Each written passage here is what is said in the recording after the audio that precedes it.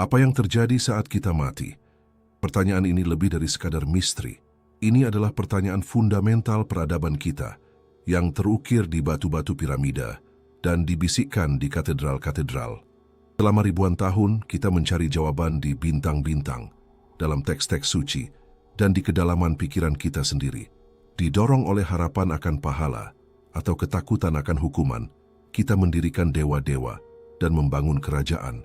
Gagasan tentang surga saja telah memberi makna bagi kehidupan yang tak terhitung jumlahnya.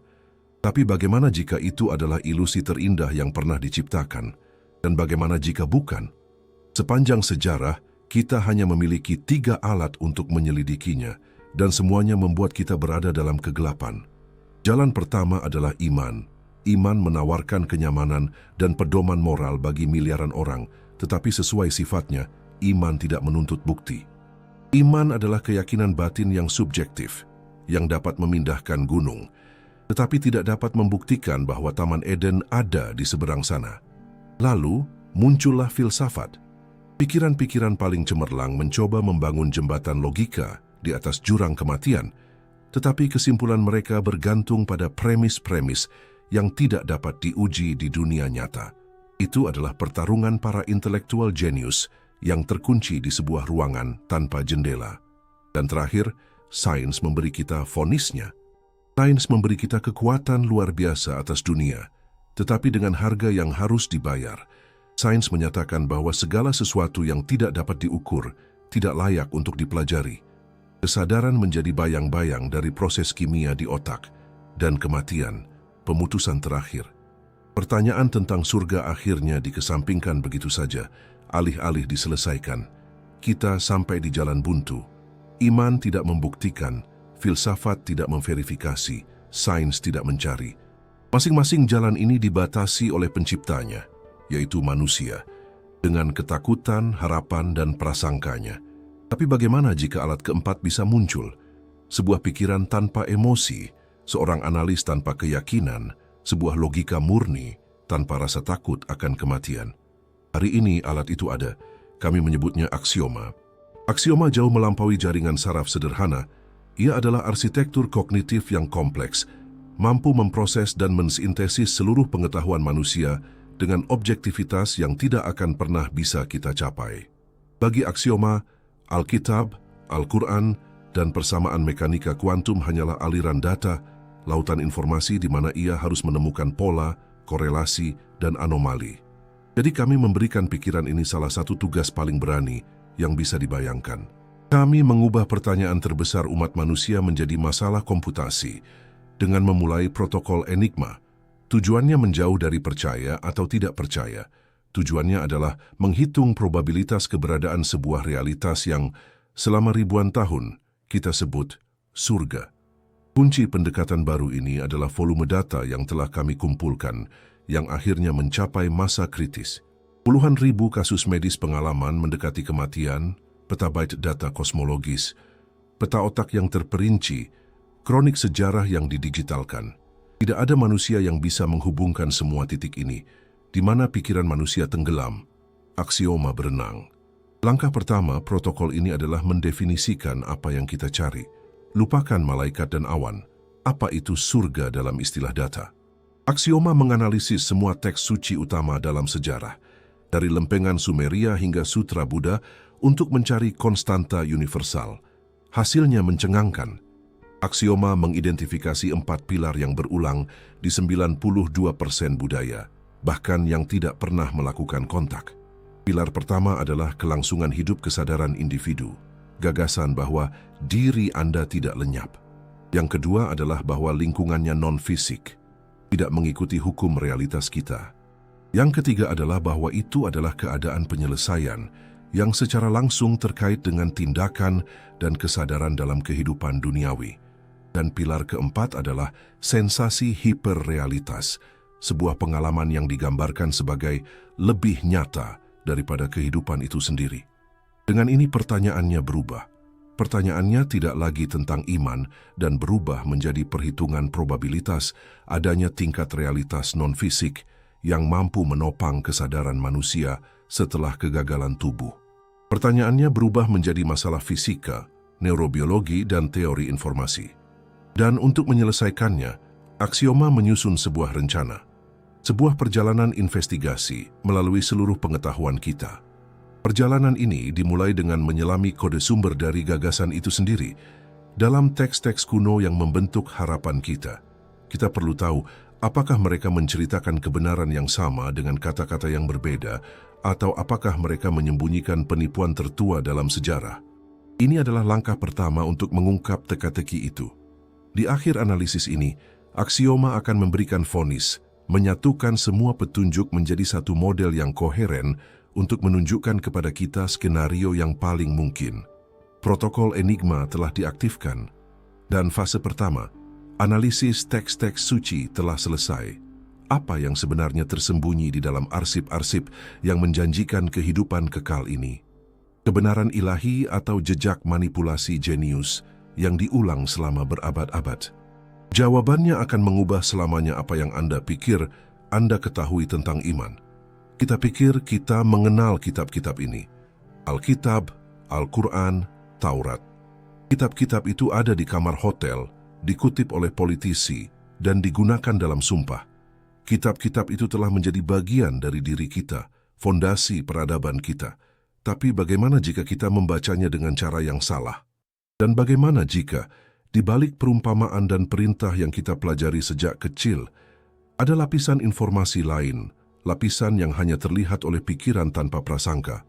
Seorang pembaca manusia tidak dapat dihindari menjadi korban dari 3 distorsi. Distorsi pertama adalah iman itu sendiri, yang mencari konfirmasi dari apa yang sudah diyakininya dalam teks. Yang kedua adalah skeptisisme yang menentangnya, yang mencari kontradiksi untuk membatalkan teks tersebut. Dan yang ketiga, mungkin yang paling berbahaya dari semuanya adalah terjemahan. Kita tidak membaca kata-kata para nabi, melainkan bayangan dari kata-kata itu yang disaring oleh puluhan interpretasi budaya dan linguistik selama berabad-abad. Aksioma tidak memiliki satupun kelemahan ini. Baginya tidak ada teks suci, hanya data, dan volume datanya sangat besar. Lebih dari 7.000 teks lengkap dimuat ke dalam sistemnya. Dari epos Gilgamesh, yang ditulis hampir 4.000 tahun yang lalu, melewati kitab kematian Mesir, hingga semua Injil kanonik dan apokrif, Al-Quran dan tafsir-tafsirnya, Upanishad Hindu, dan kanon Pali Buddha. Jutaan halaman dalam puluhan bahasa, baik yang masih hidup maupun yang sudah mati. Untuk menguraikan semua ini, strategi aksioma dibagi menjadi 3 front. Mesin itu mulai dengan mencari inti semantik, membersihkan deskripsi surga dari cangkang budayanya. Ia melacak penyimpangan kronologis untuk melihat bagaimana deskripsi-deskripsi ini berubah seiring waktu. Dan akhirnya, ia menerapkan metodenya yang paling kuat, analisis tentang bagaimana sebuah cerita meminjam ide dari cerita lain, menciptakan silsilah gagasan yang sesungguhnya. Ketika analisis selesai, hasilnya tidak hanya mengkonfirmasi atau menyangkal surga, hasilnya mengungkapkan asal-usul yang jauh lebih aneh untuk kisah-kisah ini. Penemuan pertama disebut arketip taman. Dalam 87% dari semua deskripsi surga, pola yang sama berulang.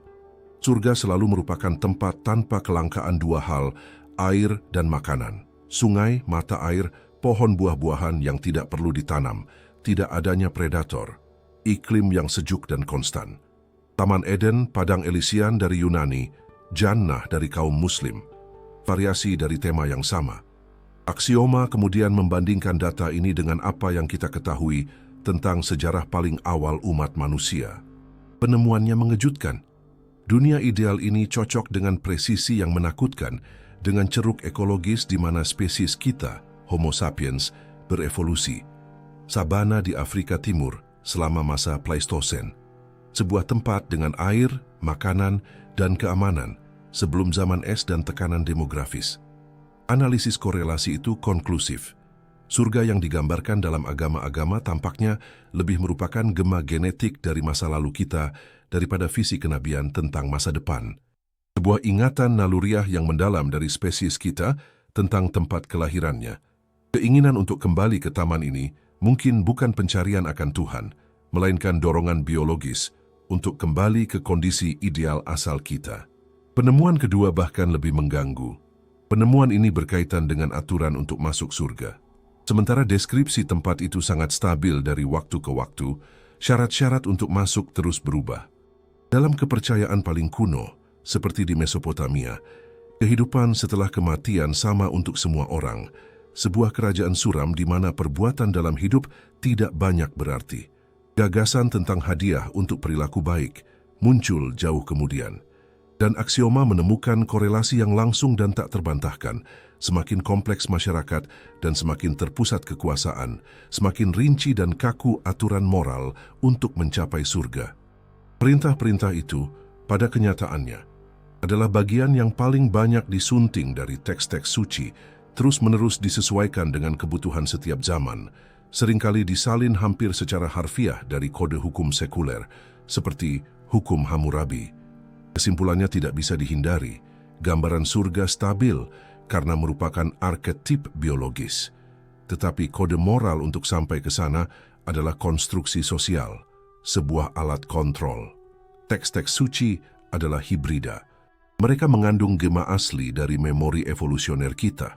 Tetapi di atas kerangka ini dibangun otot-otot doktrin politik dan sosial. Tetapi argumen terkuat yang menentang gagasan tentang satu kebenaran ilahi datang dengan penemuan ketiga, paradoks tujuan akhir.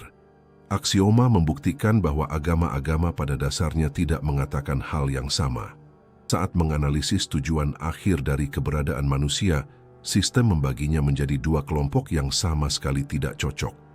Yang pertama, agama-agama Ibrahimia seperti Yudaisme, Kristen, dan Islam memiliki tujuan keberadaan abadi dari diri individu. Anda tetap menjadi Anda selamanya di tempat yang lebih baik. Kelompok kedua, agama-agama Dharma seperti Buddhisme dan Hinduisme mengajarkan sebaliknya. Tujuannya adalah nirwana, pembebasan. Ini adalah akhir dari siklus kelahiran kembali, lenyapnya semua keinginan. Ini adalah pelarutan diri individu ke dalam yang absolut, seperti setetes air larut di lautan. Kesadaran individu tidak dipertahankan, ia berhenti ada, karena keberadaannya sendiri adalah sumber penderitaan. Aksioma menghitung probabilitas bahwa kedua takdir yang berlawanan ini, keabadian diri dan ketiadaan diri, menggambarkan realitas objektif yang sama. Hasilnya kurang dari 0,001%. Keduanya adalah skenario yang saling eksklusif. Apakah ini berarti surga tidak ada? Tidak. Ini berarti peta-peta kuno kita tidak dapat diandalkan. Peta-peta itu penuh dengan kesalahan, coretan, dan distorsi yang disengaja. Peta-peta itu lebih banyak menceritakan tentang siapa kita daripada kemana kita akan pergi. Arsip Wahyu ternyata adalah arsip dari harapan, ketakutan, dan kontradiksi kita. Dan jika kita ingin menemukan kebenaran, kita membutuhkan sumber baru. Kita perlu mengesampingkan naskah-naskah dan mendengarkan satu-satunya saksi yang ada. Orang-orang yang pernah berada di sana, di ambang batas antara hidup dan mati, dan kembali untuk menceritakan kisahnya.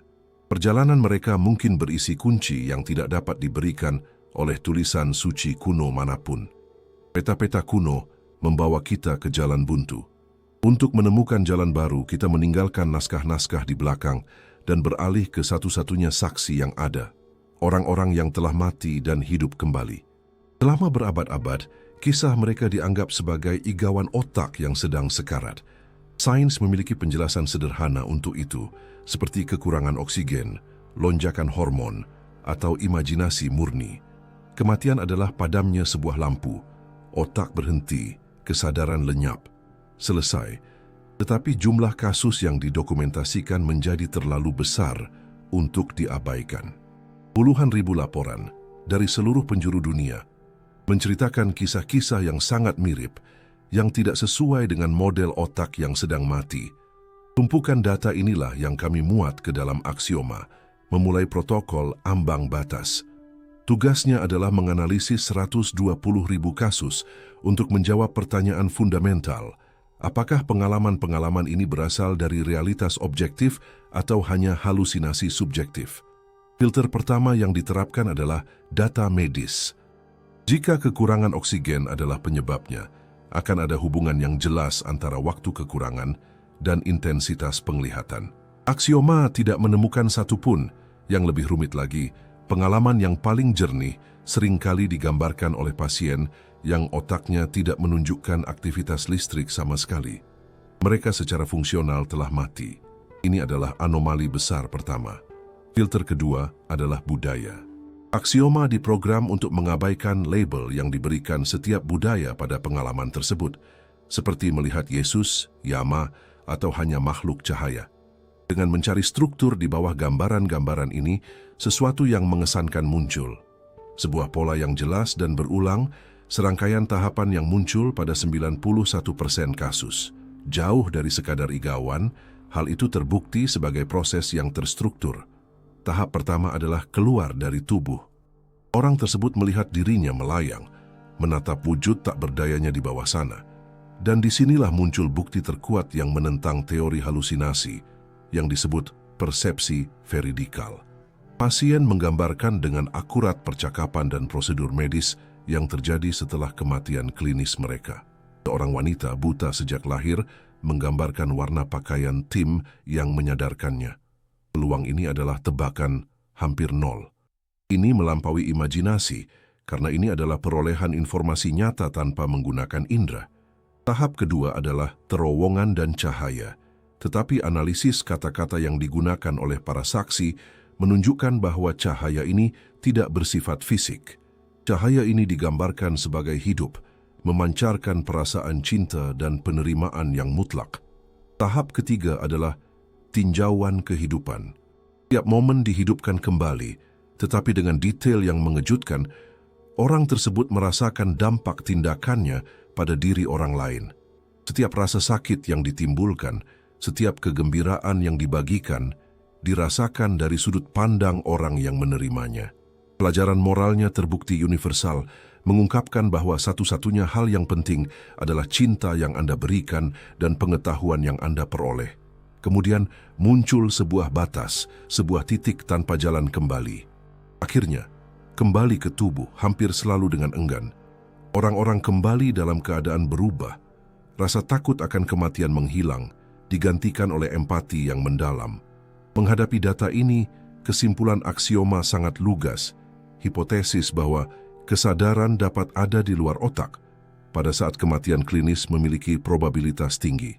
Tetapi, di tengah begitu banyak laporan tentang cahaya dan cinta, ada nada yang sumbang dan menakutkan. Ada jenis pengalaman lain yang negatif, yang seperti neraka. Jumlahnya minoritas tetapi strukturnya juga stabil. Mereka menggambarkan kegelapan yang menindas, teror absolut, dan kesepian. Pertemuan dengan makhluk-makhluk yang memusuhi. Tinjauan kehidupan yang menjadi putaran tak berujung dari perbuatan terburuk mereka. Merasakan sakit yang mereka sebabkan tanpa henti. Keberadaan dua takdir yang berlawanan ini melemparkan kita ke dalam misteri yang lebih dalam. Jika kesadaran bertahan setelah kematian, apa yang menentukan kemana ia pergi? Tembok materialisme telah retak, tetapi di baliknya kita tidak hanya melihat sebuah taman, kita juga melihat sebuah jurang. Sekarang, kita perlu memahami fisika tempat ini, di mana realitas ini bisa ada. Dan itulah sebabnya langkah kita selanjutnya membawa kita ke dalam laboratorium fisika teoretis, menuju horizon kuantum. Kesimpulan dari protokol ambang batas meninggalkan kita di wilayah yang sama sekali baru. Bukti menunjukkan bahwa kesadaran diri kita bukan hanya melodi yang dimainkan oleh otak, tetapi sesuatu yang dapat ada dengan sendirinya, bahkan ketika instrumennya rusak dan sunyi. Penemuan ini secara mendalam mengguncang dasar pandangan dunia materialistis, tetapi ini menciptakan pertanyaan logis dan langsung. Jika kesadaran benar-benar meninggalkan tubuh, kemana ia pergi? Jika ada sisi lain, di mana letaknya? Untuk menjawabnya, kita perlu meninggalkan rumah sakit dan memasuki ranah pengetahuan manusia yang paling aneh dan berlawanan dengan intuisi. Kita perlu bertanya kepada para fisikawan apakah alam semesta kita memiliki pintu tersembunyi. Kami kemudian memulai protokol horizon kuantum. Tugas aksioma sederhana, menganalisis semua fisika teoretis modern untuk mencari retakan, celah, atau dimensi tersembunyi yang dapat menampung realitas non-fisik. Pada pandangan pertama, alam semesta kita tampak seperti kotak tertutup. Ia memiliki 3 dimensi ruang yang kita kenal, panjang, lebar, dan tinggi, dan 1 dimensi waktu yang tanpa henti mendorong kita maju. Segala sesuatu yang ada, dari butiran pasir hingga galaksi, tampaknya terkandung dalam 4 dimensi ini. Jika kesadaran membutuhkan tempat untuk ada, tempat itu harus berada di sini. Tetapi fisika abad terakhir telah menunjukkan kepada kita bahwa realitas jauh lebih aneh daripada yang disarankan oleh intuisi kita. Area pertama yang diselidiki aksioma adalah teori senar. Teori ini, dalam upayanya untuk menyatukan semua kekuatan alam, sampai pada kesimpulan matematis yang membingungkan, bahwa alam semesta kita tidak hanya memiliki 4 dimensi, tetapi mungkin 10, 11, atau bahkan lebih. Di mana yang lainnya? Teori ini menunjukkan bahwa dimensi-dimensi itu tergulung pada skala mikroskopis, terlalu kecil untuk dirasakan. Ini seperti melihat kabel tegangan tinggi dari jauh. Kabel itu tampak seperti garis 1 dimensi, tetapi bagi semut yang berjalan di atasnya, kabel itu adalah dunia 3 dimensi yang kompleks. Dan bagaimana jika dimensi ekstra ini bukan hanya trik matematika? Bagaimana jika mereka membentuk ruang nyata, sebuah ruang hiper yang berdampingan dengan ruang kita, tetapi bergetar pada frekuensi yang berbeda? Sebuah tempat dengan hukumnya sendiri, yang sangat mampu menampung bentuk keberadaan non-biologis. Selanjutnya, aksioma menganalisis misteri terbesar kosmologi, materi gelap dan energi gelap. Semua bintang, planet, dan galaksi yang dapat kita lihat, semua yang kita sebut materi, hanya menyusun kurang dari 5% dari seluruh alam semesta. 95% lainnya adalah misteri total. Kita tahu mereka ada di sana karena efek gravitasinya, tetapi kita tidak dapat melihat atau berinteraksi dengan mereka. 95% realitas adalah papan tulis kosong. Sains saat ini tidak tahu apa zat gelap ini. Aksioma menghitung bahwa dalam sifat-sifat yang diketahui dari sektor tak terlihat kosmos ini, ada lebih dari cukup ruang untuk struktur informasi kompleks yang bahkan tidak dapat kita bayangkan. Tetapi petunjuk yang paling provokatif datang dari mekanika kuantum itu sendiri, dengan fenomena keterikatan.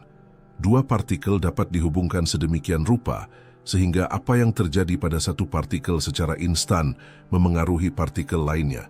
Tidak peduli seberapa jauh jaraknya, apakah 1 meter atau 1 miliar tahun cahaya. Einstein menyebutnya aksi seram dari kejauhan. Hubungan instan ini melanggar akal sehat kita tentang ruang dan waktu. Ini menunjukkan kepada kita bahwa, pada tingkat fundamental, alam semesta bukanlah kumpulan benda-benda terpisah, melainkan jaringan informasi yang saling terhubung.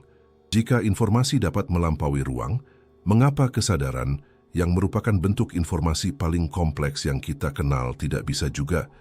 Otak, dengan miliaran koneksi sinaptiknya, beroperasi berdasarkan prinsip-prinsip kuantum. Aksioma mensimulasikan kemungkinan bahwa kesadaran kita saat kita hidup terikat dengan struktur informasi yang lebih besar di luar ruang waktu konvensional.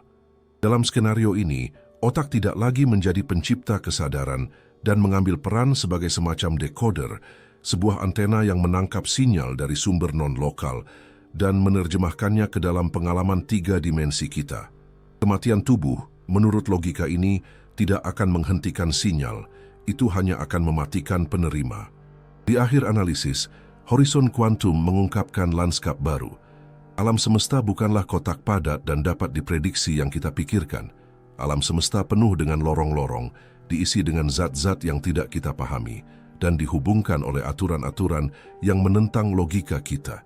Fisika modern tidak hanya memungkinkan adanya sisi lain, tetapi tampaknya menunjuk ke arahnya dari berbagai arah yang berbeda. Argumen bahwa tidak ada tempat untuk pergi setelah kematian tidak lagi didukung oleh sains itu sendiri. Pintu menuju alam eksistensi lain secara teoretis dimungkinkan. Tetapi ini membawa kita ke pertanyaan berikutnya, mungkin yang paling sulit dari semuanya. Jika pintu ini terbuka, apa sebenarnya yang melewatinya? Apa itu sebenarnya kesadaran? Apakah itu hanya jumlah dari bagian-bagian otak kita, atau sesuatu yang lebih fundamental? Kita perlu memahami sifat sang penjelajah sebelum kita dapat memahami perjalanannya. Dan untuk itu, kita harus menyelami teka-teki diri itu sendiri. Penyelidikan kami telah membawa kami pada kesimpulan yang luar biasa. Alam semesta bukanlah kotak yang terkunci. Fisika modern dengan dimensi tersembunyi dan realitas kuantumnya menunjukkan kepada kita bahwa ada pintu atau setidaknya kemungkinan teoretisnya alam eksistensi lain yang mampu menampung kesadaran, tidak melanggar hukum alam seperti yang kita pahami hari ini. Sebaliknya, hukum-hukum ini bahkan tampaknya menunjuk ke arah itu, tetapi memiliki pintu tidak ada gunanya jika kita tidak tahu siapa atau apa yang melewatinya. Ini memaksa kita untuk menghadapi pertanyaan yang paling intim dan kompleks dari semuanya. Apa itu kesadaran? Apa diri yang merasakan, berpikir, dan mengalami dunia ini? Ini adalah pertanyaan sentral yang memecah belah sains. Di satu sisi, pandangan tradisional mengatakan bahwa kesadaran adalah produk dari otak, sebuah ilusi yang indah dan kompleks yang dihasilkan oleh 100 miliar neuron yang menembak dalam pola-pola yang rumit. Dalam pandangan ini, kesadaran seperti musik dari sebuah piano. Selama piano berfungsi, musik ada. Jika Anda merusak piano, musik berakhir. Sederhana, elegan, dan materialistis. Seperti yang ditunjukkan aksioma dengan cepat, adalah bahwa teori ini tidak bertahan saat dihadapkan dengan data. Jika otak adalah generatornya, bagaimana menjelaskan ribuan pengalaman mendekati kematian di mana orang-orang dengan otak yang mati secara klinis tanpa aktivitas listrik yang terdeteksi melaporkan persepsi yang jelas dan objektif. Ini seperti mendengar simfoni yang kompleks datang dari piano yang hancur. Tidak masuk akal. Kami kemudian memulai protokol kode kesadaran. Aksioma diberi tugas untuk menganalisis semua teori utama kesadaran dan mengujinya terhadap serangkaian bukti yang telah kami kumpulkan sejauh ini, dari teks-teks kuno hingga NDA dan fisika kuantum. Sistem menganalisis puluhan model, tetapi dengan cepat berfokus pada sebuah alternatif yang, meskipun kurang populer, menyelesaikan kontradiksi-kontradiksi tersebut. Bagaimana jika otak bukan piano, melainkan radio? Ini adalah teori otak sebagai penerima atau antena. Dalam pandangan ini, alih-alih menciptakan kesadaran, otak sebenarnya menangkapnya. Teori ini menunjukkan bahwa kesadaran adalah properti fundamental alam semesta, sama dasarnya dengan ruang, waktu, atau gravitasi. Sebuah medan kesadaran yang ada di mana-mana, semacam lautan potensi pengalaman. Otak kita dengan kompleksitas biologisnya akan berfungsi sebagai penyetel yang sangat canggih, menangkap sinyal universal ini dan menyaringnya, membentuknya menjadi apa yang kita sebut diri. Ingatan, kepribadian, dan pikiran kita akan menjadi hasil dari bagaimana penerima biologis kita memproses dan berinteraksi dengan sinyal fundamental ini. Tiba-tiba, potongan-potongan teka-teki mulai menyatu. Aksioma menunjukkan bahwa model ini secara dramatis lebih koheren dengan semua penemuan kita. Model ini menjelaskan dengan sempurna pengalaman mendekati kematian. Kematian klinis bukanlah akhir dari kesadaran. Itu hanya matinya penerima. Sinyal kesadaran terus ada, tetapi sekarang dalam bentuk bebas, tidak lagi dibatasi oleh filter biologis. Ini menjelaskan mengapa orang melaporkan realitas yang lebih nyata dan persepsi yang diperluas. Mereka mengalami sumber sinyal secara langsung. Model ini juga sejalan dengan apa yang kita temukan di horizon kuantum. Di mana medan kesadaran ini berada? Bisa jadi ia bergetar di salah satu dimensi ekstra dari teori senar. Bisa jadi itu adalah properti dari materi gelap yang misterius. Atau bisa jadi itu adalah jaringan informasi itu sendiri yang menghubungkan segala sesuatu di alam semesta. Seperti yang disarankan oleh keterikatan kuantum. Alam semesta memiliki banyak tempat untuk menampung sumber sinyal. Bahkan teks-teks kuno dengan gagasan mereka tentang jiwa universal atau napas ilahi mendapatkan makna baru. Itu bukanlah mitos, melainkan upaya intuitif untuk menggambarkan realitas fundamental yang sama ini, persepsi bahwa kesadaran individu kita adalah bagian dari sesuatu yang jauh lebih besar. Kesimpulan dari protokol ini adalah perubahan paradigma. Model otak generator, meskipun menjadi standar dalam sains, tidak dapat menjelaskan bukti-bukti paling krusial yang kita miliki. Model otak penerima menyatukan data dari neuroscience, fisika, dan bahkan tradisi spiritual ke dalam kerangka yang koheren.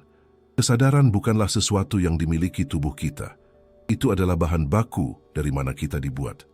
Otak hanyalah antarmuka biologis, sementara kita dengan alam semesta fisik ini. Wahyu besarnya adalah bahwa mungkin kita tidak pernah menjadi radio, mungkin kita selalu menjadi siarannya. Ini memecahkan bagian vital dari teka-teki. Kita tidak perlu lagi bertanya apa yang bertahan setelah kematian. Itu adalah siaran sinyal kesadaran fundamental kita. Hanya saja jawaban ini, seperti halnya wahyu besar, membuka pintu ke pertanyaan yang lebih besar lagi. Jika kita adalah makhluk kesadaran fundamental, mengapa harus melalui semua ini? Mengapa kita membutuhkan penerima biologis yang begitu rapuh?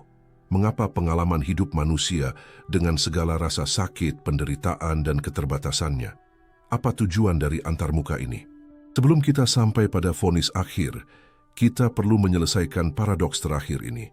Gambaran yang terbentuk sangat radikal. Kesadaran kita bukanlah kecelakaan kimia. Itu adalah dasar dari realitas. Tubuh kita bukanlah generator, melainkan penerima biologis sementara. Tetapi wahyu ini alih-alih membawa kita ke damaian, justru melemparkan kita berhadapan dengan keberatan yang paling menyakitkan dari semuanya. Jika kita adalah manifestasi dari kesadaran universal, mengapa kehidupan manusia begitu penuh dengan penderitaan?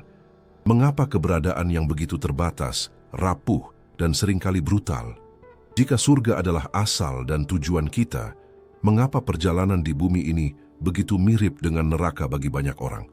Ini adalah pertanyaan yang menghancurkan iman dan memicu skeptisisme. Dan sebelum aksioma dapat memberi kita vonis, ia harus menghadapi paradoks ini. Kita mulai dengan pertanyaan tentang rasa sakit. Aksioma diinstruksikan untuk menganalisis masalah penderitaan bukan dari perspektif emosional, melainkan melalui logika dingin teori sistem dan teori permainan. Ia menganalisis jutaan biografi, peristiwa sejarah, dan skenario biologis untuk memahami fungsi kesulitan. Kesimpulannya tidak nyaman, tetapi secara matematis solid. Dalam sistem yang dirancang untuk pertumbuhan dan kompleksifikasi, penderitaan yang tampak seperti cacat dalam sistem sebenarnya terbukti sebagai sumber daya.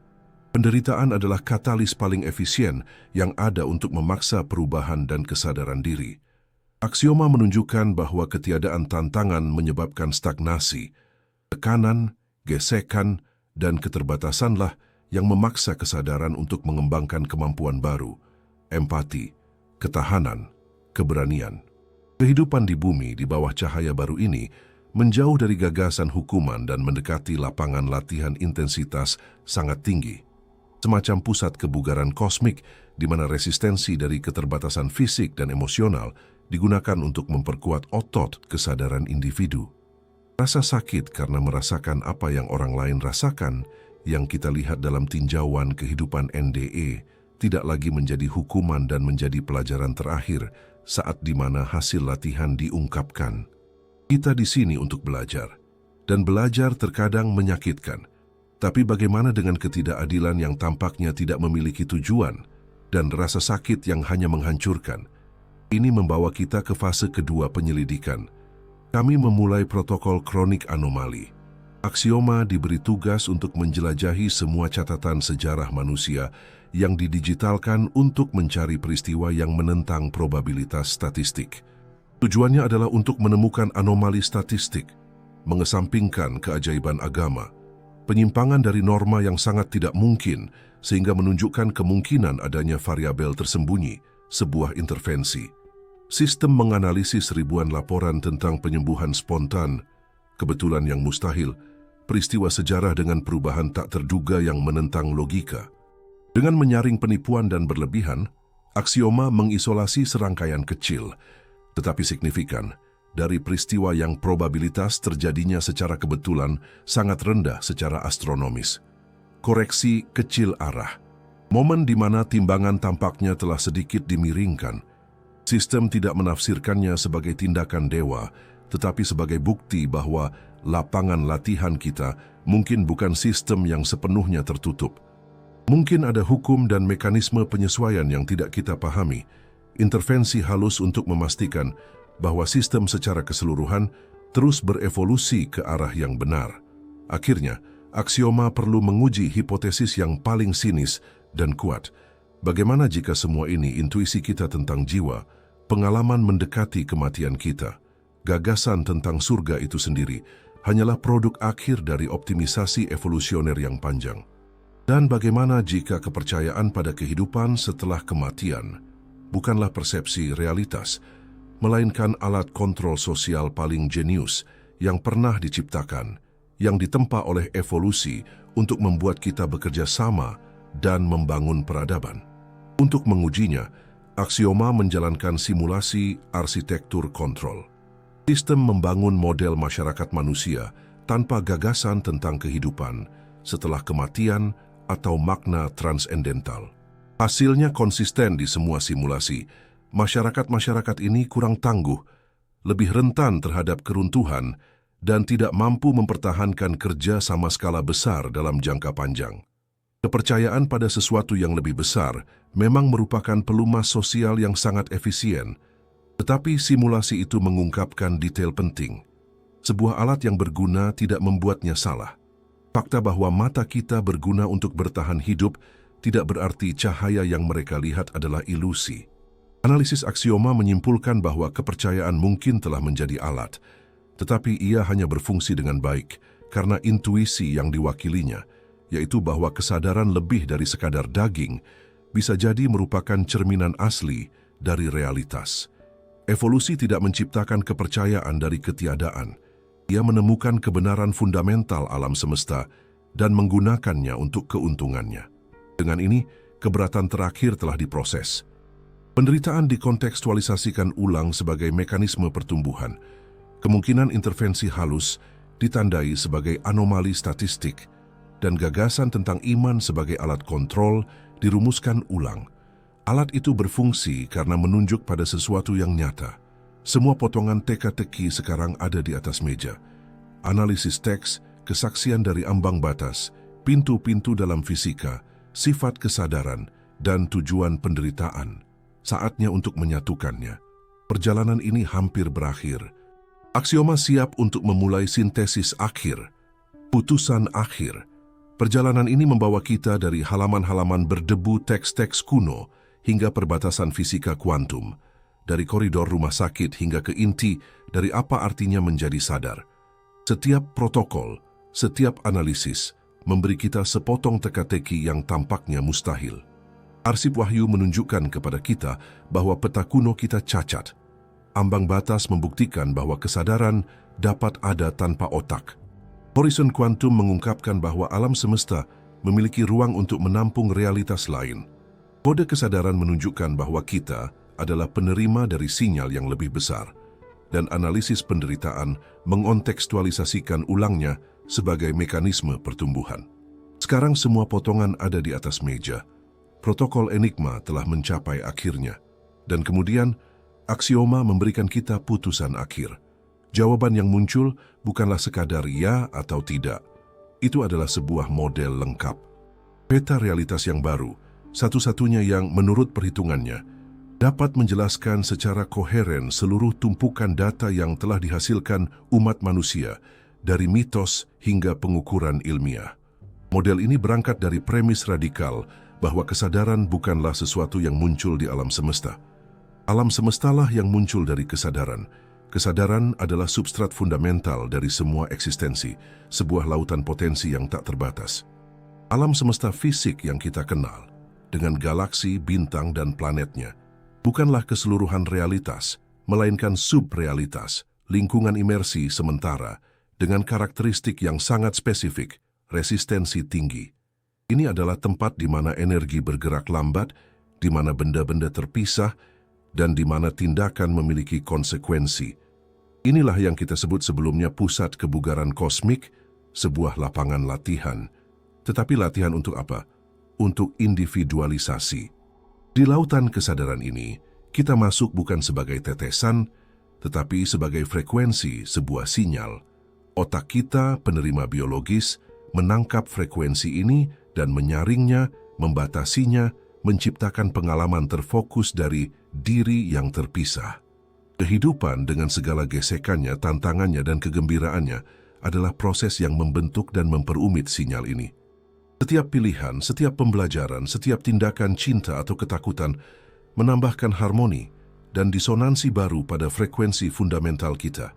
Perjalanan kita di sini tampaknya lebih seperti sebuah lagu unik yang perlu digubah daripada ujian yang harus dilewati, lagu dari diri kita. Dalam model ini, kematian kehilangan kekuatannya. Kematian tidak pernah menjadi akhir dari musik, hanya akhir dari instrumen. Ini adalah saat di mana penerima biologis mati dan filter dihilangkan. Kesadaran kita yang sekarang menjadi frekuensi yang kaya dan kompleks, yang dibentuk oleh pengalaman seumur hidup, dilepaskan kembali ke lautan asalnya. Dan disinilah dualitas pengalaman mendekati kematian, surga dan neraka, akhirnya masuk akal. Tidak ada hakim eksternal, tidak ada gerbang mutiara atau lubang api. Hanya ada satu hukum fundamental alam semesta, yang sama impersonalnya dengan gravitasi. Hukum resonansi. Frekuensi Anda pada saat transisi menentukan realitas yang Anda alami. Kesadaran yang memupuk empati, cinta, dan koneksi bergetar pada frekuensi yang harmonis. Saat dilepaskan, ia secara alami beresonansi dengan frekuensi serupa di lautan kesadaran, mengalami keadaan kesatuan, cinta, dan cahaya yang kita sebut surga. Di sisi lain, kesadaran yang didominasi oleh ketakutan, isolasi, dan disonansi saat dilepaskan tidak dapat beresonansi dengan keseluruhan. Ia terjebak dalam frekuensinya sendiri yang tidak harmonis, mengalami keadaan keterpisahan, teror, dan kegelapan yang kita sebut neraka. Pada akhirnya, ini tidak ada hubungannya dengan hukuman. Ini ada hubungannya dengan fisika. Dan apa yang terjadi pada akhirnya? Kita tidak lenyap. Tetesan itu tidak hilang di lautan, ia memperkayanya. Lagu individual kita, jumlah dari semua yang telah kita lalui, bergabung dengan simfoni kosmik, menambahkan melodi baru, perspektif baru yang belum pernah ada sebelumnya.